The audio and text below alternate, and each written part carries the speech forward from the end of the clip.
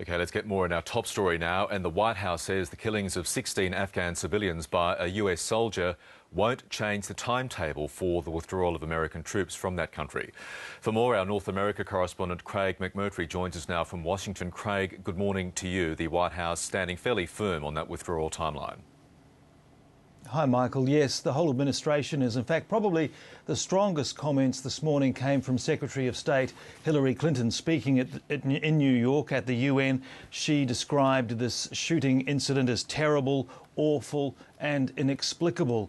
That sentiment is being echoed across the administration. We heard from Jay Carney, the White House spokesman, talking to reporters, expressing yet again the president's deep condolences, but also outlining Barack Obama's strategy in Afghanistan once again, making the point that the war in Afghanistan was designed to go after al-Qaeda, but now, of course, it was important from the administration's perspective to stabilise Afghanistan ahead of the drawdown and handing over security control to Afghan forces by the end of 2014.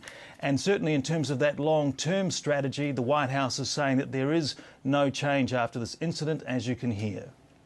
The focus of our overall strategy is not in reaction to a single event, and any more than it was 2 months ago. The evaluations of the pace of the drawdown will continue based on a variety of assessments made by U.S. military leaders as well as leaders of our ISAF partners. And I think my point to Dan was that this incident does not change the strategic imperative that is embodied in the president's strategy. White House spokesman Jay Carney there. And Craig, investigations are continuing at full speed into the motivations driving this US soldier, and there are also some questions this morning about where he may be tried. Yes, there have been calls in Afghanistan for a public trial in Afghanistan. The Pentagon has already ruled that out, saying it will be a US military prosecution.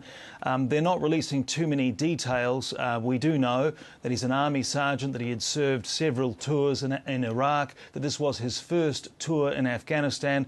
The details of his shooting attack are chilling. The New York Times today reports that he left his base in the middle of the night, that he walked to at least 2, perhaps 3 villages. According to the New York Times report, he went door to door trying to get into various homes, burst into 3, shot and killed 16 people, most of them women and children, then walked back to his base and, according to officials, turned himself in. Locals there are saying that they have been told that he was drunk or that he had a nervous breakdown.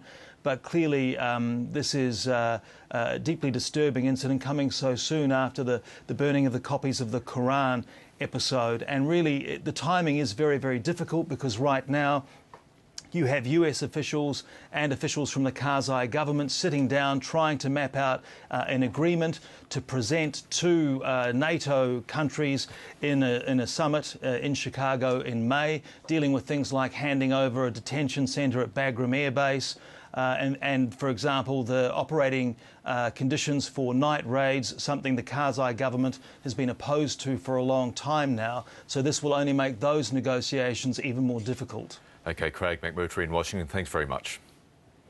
OK.